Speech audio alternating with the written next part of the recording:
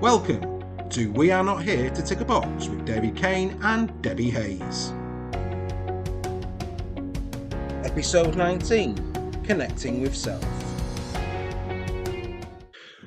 Well, welcome once again to the We Are Not Here to Tick a Box podcast with myself and Debbie Hayes. And off the back of last week's connection strategy piece that we started to talk about, we thought we'd move a little bit to self, connecting with self. And to introduce that, I'll pass over to Debbie. Thanks, David. I think, just sort of listening back to that last episode, it struck me that obviously we often focus on connecting with other people. But in my experience, when I speak to a lot of my own clients, there can be a sense that a lot of people have become very disconnected from themselves and their own needs. They've lost that sense of self-awareness. And obviously, when that sense of disconnection goes on for some time, that's when people can become very lost. They don't really know where they're going in terms of their career. It can mean that they don't really know, again, even how to enjoy life. So they're going through the motions, they might be busy, but then they don't even know how to stop because they don't know what it is that they're going to do if they stop. So and that's quite dangerous, because I think at that point you can sort of, if you're so busy trying to look after other people, that's when your sort of burnout can happen, because you then sort of the balance, I guess, between the connection to others and the connection to the self is an imbalance. It gets out of balance, and then we're sort of doing too much people pleasing. So for me, the sense of connection to yourself is really important, and having that self-awareness and making sure that you're tuning in and listening to your body. What does your body actually need? What is it that you want of life? What's that connection to your own vision? And just sort of being able to recognize, if you're in that place, the sort of the merit of taking time out to reconnect with some of those things, and really looking at actually what is important to me. What do I want out of all areas of life, not just career. And I've seen the benefits that brings to the workplace as well, because obviously when you're much more connected to yourself, you bring that sense of happiness into yourself outside of the workplace. Obviously, you're a much brighter, happier person, that you can take that in the workplace. They're not separate, they are very interlinked, because I always say to people, look, you're not put in half. There isn't a work half and a home half. Your body, you go everywhere. So, it's important to have that connection of self, isn't it? Because I think the disconnection is quite, it can be really quite detrimental, and the consequences to that disconnection. I've seen people, in some pretty bad places. Those are my initial thoughts, anyway. No, but I won't overload too much.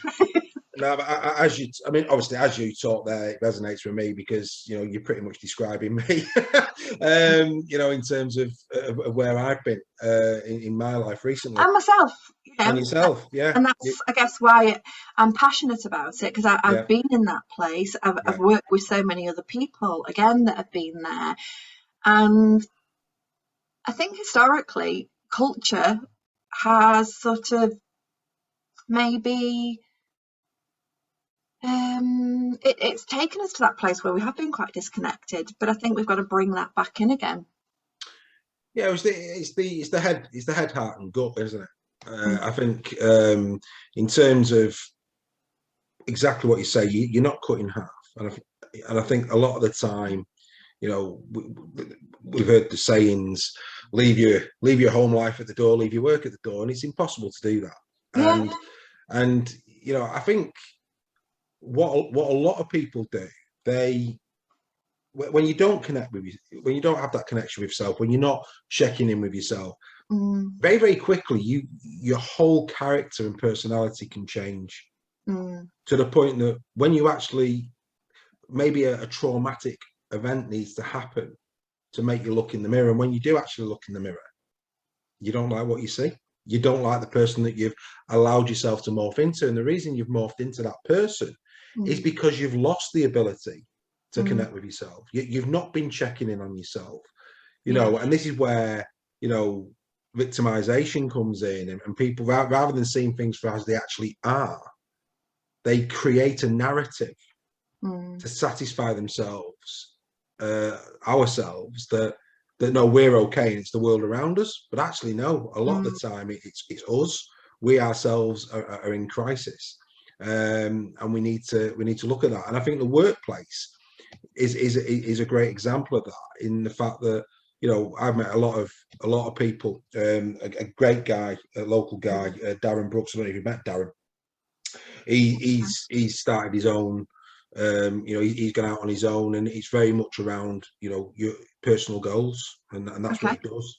He's wrote a couple of books now around personal goals, and I think that, you know, in the corporate space, I think a lot of the time we can lose ourselves, and it's not. We need to realise, like Darren eloquently puts, that this isn't a dress rehearsal. You only get one shot at life. So if you're in a culture that you don't want to be in, that is not serving you as an individual, and let's put this really now into context. If the culture of a business is not serving you, the effect it has on you eradicates your ability to serve it. So because you become diminished. Nobody's winning. And if you're diminished, you're not giving the best of yourself. You're probably only giving a part of yourself to that company. And then a diminished person, I mean, that it leaks out into all areas of life, unfortunately. So we never really want to create that sense of diminishment, do we? Whereas if if you could really completely flip that on its head and go, okay, so if somebody was in complete sense of fulfillment, then probably what they're giving to the business is just going to have a completely different energy behind it, isn't it? Absolutely. And the ripple effect of that is huge. So I guess we need to sort of talk a little bit about, because I think we've both been in that place, and both probably had those tragic events or circumstances that have made us look in the mirror a little bit, or look inward, I think, and have that sense of reflection. I think it would be good for us just to share a little bit about, you know, maybe how we went about that place, because I think if people recognise that in themselves now, that maybe that would be a good thing to do. You know, how did you tackle that, David? Well, I mean, obviously, just getting straight to the point of accepting, because that's the first thing, and you'll have been the same. You've got to accept that you're in that situation in order to make the changes that are necessary. So just jumping to that place rather than look at what created it, where I found myself. This bit about, you know, connecting with self is something I'd lost the art of. I wasn't doing, and I became, you know, very aware very early on that I needed to go and find me again. I knew within me, the values, my beliefs. You know, I knew in me he's a really good guy. I know that, you know, and I've never lost that feeling. Albeit the guy that I was currently looking at in the mirror, I'd lost my way. So I just went on a journey of that self-discovery, in terms of, you know, unpicking it, understanding what got me to that point, but equally bringing in things that were going to help me in the future to remain present, and actually to try and become wiser. I've probably questioned more than I've ever questioned in the last 2 years, because you get so transfixed on, you know, head down going. A lot of the time you just don't see that actually the path that you're on is perhaps not the best path. So in every situation now, I try and evaluate it, and you know, it's simple things that people can do. I'm a great believer in terms of at least if you can do it, half an hour a day of reflection time. You know, that is something that I never did. I do now. I like to reflect what's going well, what's not going well, evaluate relationships, evaluate conversations that I may have had. Yeah. I'll evaluate these podcasts. That's what you'll do. In terms of how do I feel about that? What have I learned from Debbie today about in terms of when you're talking about what you talk about. I think it's important that you do that, because what you're doing is you're improving your brain, and what you're doing is you're creating responses and thought processes that will better serve you in the future. If you don't analyze yourself, the way you are, the way you react, what makes you react, what are the things that really get under your skin, where instead of going up and the blood pressure going up, you just remain calm. No, we've been here before. Actually, let's not get there. I mean, it's the old adage of the car drive. Somebody pulls out with you in the car. Do you want to be that person that gives them the and off you go, or do you just want to sit there and go, that's a real shame that their life at this moment is dictating that they're not taking due care and attention. They must be on the way to somewhere that's very important. I mean, they could be on the way to an hospital. They could be on the way to anything. So rather than getting angry, a little bit of, well, we haven't crashed. Yes, they're a bit foolish, and I've got a choice now. I can either choose to be that tell-off person, the horn going or whatever, or what I can actually do is just go, well, actually, no, I'm done. Hopefully they'll reflect on the fact that was a bit stupid, and but who knows what's going on in their mind. And I think I've never been that person. I've always been up in a minute, but I'm a lot calmer now than I used to be, and a lot of it is because of this self-analysis, really evaluating and actually challenging my natural triggers around negative responses. We naturally, in a protective kind of way, go to a negative state, and the more you train your brain, the more you invest in yourself, the more you challenge yourself to react to situations in a certain way, or whatever it may be. You're managing your mind to go, actually, we've been here before, we're not going to do that, it doesn't serve you well, we're going to do this. And before I pass to you, closing, and then over to you can tell us your bit, but I always talk ABBA to people on there. Right? ABBA. Go on. Which ABBA song are we going for? Dancing Queen, ABBA. Oh, yeah. I love a bit of Dancing Queen. Right? Okay, there you go. Now, right, I won't make you do it, but I guarantee you now, right, if we started playing that song now, without thinking, you could sing it from start to finish. Yeah. And you wouldn't have to think about the lyrics. You've heard it that many times. You've been on that many dance floors at parties. As soon as it comes on, Friday night, the lights are low, you're off. You're away. And you don't have to think about it. The more you connect with yourself, the more you challenge your brain, the more you look for that self-development, just like Dancing Queen, where you don't have to think about it. You're naturally singing the words that you need to sing. You will react. You will talk.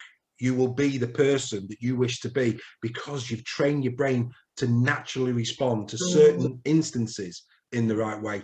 If you can achieve that, you've achieved connecting with self. Yeah, so I'm going to touch up on a couple of things you said there. I think you use the expression of head down, and I think when people are in that sense of head down, I call it like, stop looking at your shoes. If you've got head down looking at your shoes, and you are just in that process of doing, then you're not like lifting your head, are you, and looking about, oh, where am I going? Am I on this right path? Have I veered off somewhere? So it is really important, like you say, just to reiterate what you've said there about that sense of, lift your head, look up, look around you, make that assessment and that evaluation of, oh yeah, is this where I still want to be heading? What have I learned? What's it, and what's going, questions that I like to ask are, well, what's going well here? What's not going well? What do I need to start? What do I need to stop? What can I continue? Looking at those sort of things. I just think that's really important. And then I think the sense of yourself. It's a big theme that quite often I find in clients is they're in their heads, thinking an awful lot, but they're not really listening to their intuition. So they get so stuck in the head, and they're trying to figuring it out, that it's like, are you actually really listening to you? Because all those thoughts probably have come from somewhere else. But, I think as humans, we have got this instinct we do have instinct, don't we? That real sense of intuition and instinct. And how much are we really listening to that? And oftentimes people will giggle then because they go, oh yeah, actually, if I'd have only have listened to that, I've known all along, you know, that they've been sort of going off P-store and things, myself included, you know. I'm not going to say that I've never been there, because I certainly have. And I think sometimes we need those big experiences to teach us that actually, yeah, listening to that instinct is really important. That sense of connection to yourself and listening to that instinct can be really important. Well, it's a watershed moment, wasn't it? I mean, for you, because of course, you know, in terms of your life and what happened with yourself, you know, you probably were. Had a few of them. Yeah, but not the same experiences, but I've certainly had some watershed moments that have appeared. But you wouldn't have been, I mean, and it's interesting, isn't it? Because the advice that you would have probably given your friends in the same situation as yours was very different to what you actually probably did for a long time. Yeah. But then having reached that point of, right, I am now going to make this change, regardless of how long it took you to make it. Yeah. You've come through it with a wiser mind in terms of now you'll probably connect with yourself a lot more. And that'll probably never leave you. And I think that, you know, where we come from is trying to help people to have that connection with self, but not have to go through the crisis that we've had to go through. Absolutely. But I am a believer that sometimes that, and I think it's not to criticize those events, because if they do happen, I do believe they happen for a reason, to give you those lessons. So absolutely, I'm a massive advocate of, if you can learn from somebody else's experience, all the better, because the pain of going through it yourself can be absolutely hideous sometimes. Yeah. But at the same time, I think don't berate yourself if you're in one of those crises, because it is ironically happening for you to learn those lessons, to gain that wisdom. And in my experience, that once you come through the storm, the gift really is, I think life's going, no, step up again. Don't settle here in this plateau. It's like life is trying to show you there is more, but you've got to choose it. You've got to have that connection of, well, where do I want to go? You know, and it is important to look at the situation and to be present with it, process all those emotions, but not wallow. Because that's where we can get stuck in it, like you're saying. We can become victimized, and we can look at the story, and I think we need a level of understanding. Yeah. But we've really got to be careful we don't get trapped in it, because then that becomes another sort of cage, if you like, that we've got to sort of break out of. I think what we'll do is we'll bring this one to a close, but we might carry this on into an second episode, because I think we're both on a bit of a roll here, and there's things that you've said there that I want to tip into. So we'll probably finish this one now, and we'll invite people to come back for part 2 next week. How's that? Yeah, fabulous. Yeah, it's a huge topic, and so essential, and so it warrants that, doesn't it? Absolutely. So we'll see. We'll look forward to coming back next week. Great stuff, Debbie. Love it. Join us next week for part number 2.